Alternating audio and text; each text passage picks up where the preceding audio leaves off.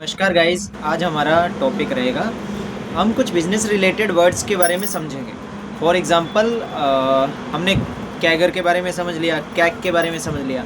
आज हम समझेंगे वर्किंग कैपिटल क्या होता है। देखिए, कंपनी को, ऑर्गेनाइजेशन को चलाने के लिए डेली या मंथली बेसिस पे कितना कैपिटल बचा हुआ है, कितना पैसा बचा हुआ है, मतलब हमारा वर्किंग कैपिटल कितना है, कितने में हमारी कंपनी अब चल सकते हैं। मान लो हमारे पास वर्किंग कैपिटल बचा है 2 महीने का भैया, उसके बाद हमारे पास पैसा नहीं है, तो उस पूरे को बोलेंगे वर्किंग कैपिटल। ठीक है। सेकंड वर्ड आता है पोजीशनिंग। पोजीशनिंग होती है हमारी ब्रांड की मार्केट में पोजीशन कहाँ स्टैंड कर रहा है वो। फॉर एग्जांपल, बड़ा एग्जांपल दूँ आपको, जब बोट नाम की कंपनी थी, जब आई मार्केट में, तब JBL जैसे बड़े बड़े ब्रांड थे, एकदम से घुसे। ये आई थिंक 1-2 पहले साल में उन्होंने 100 करोड़ हिट कर दिया होगा। तो उसने आके, बोट ने अपनी ब्रांड पोजीशनिंग ज़बरदस्त कर दी। उसने मार्केटिंग स्ट्रेटजी ऐसी रखी, उसने उसके ब्रांड को एक पोजीशन किया। पोजीशनिंग में प्रीमियम आता है, अफोर्डेबल आता है, इकोनॉमिकल आता है ना।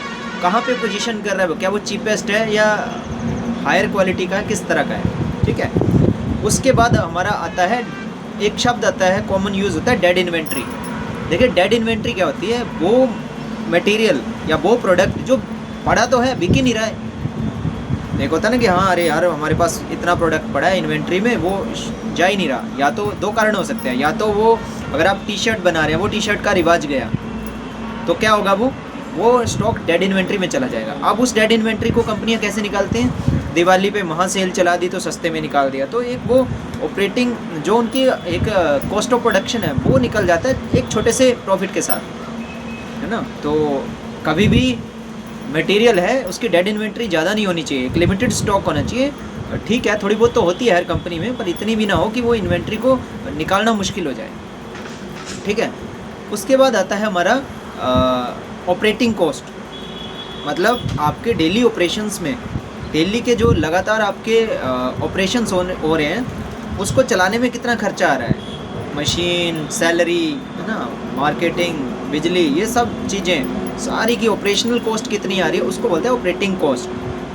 अंडरस्टूड। उसके बाद आता है एक शब्द कॉमन यूज़ होता है, लीड टाइम। देखिए, लीड टाइम क्या होता है, प्रोडक्ट का आपने ऑर्डर किया, उसके बाद वो डिलीवरी तक के जो बीच का समय है, ऑर्डर देने के बाद और रिसीविंग, डिलीवर होने तक जो बीच का समय है, उसको क्या बोलेंगे हम, लीड टाइम। तो ये जो लीड टाइम है हमारा, ये फास्ट होना चाहिए, सो दैट हमारा कस्टमर है वो परेशान ना हो। तो इन छोटी छोटी चीज़ों को हमें ध्यान रखना है। इसके साथ साथ और भी बहुत कॉमन वर्ड हैं जो यूज़ होते हैं ना। एक होता है हमारा ब्रांड वैल्यू, एक शब्द आता है ब्रांड वैल्यू। ब्रांड पोजीशनिंग के साथ सिमिलर वर्ड ही है। हमारे ब्रांड की वैल्यू कितनी है मार्केट में, है ना, किस नाम से जा रहा है।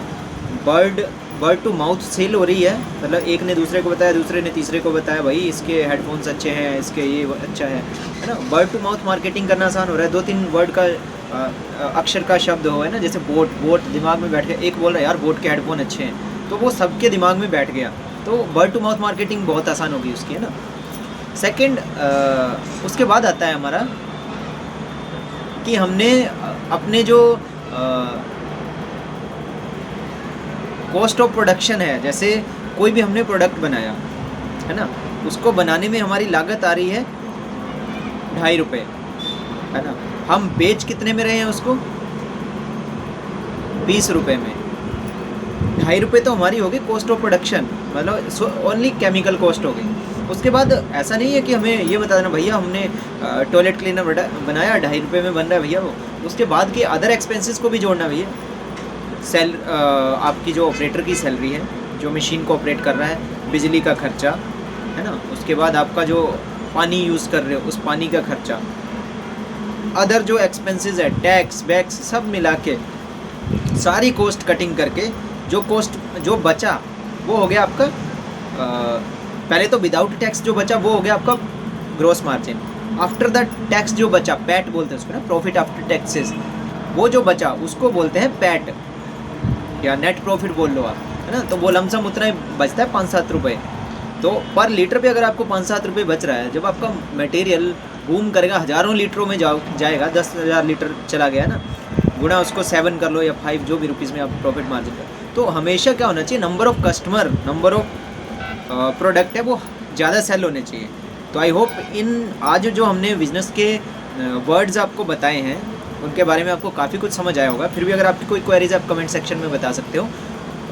चैनल को ज़्यादा से ज़्यादा सब्सक्राइब, लाइक, शेयर करिए। Thank you very much.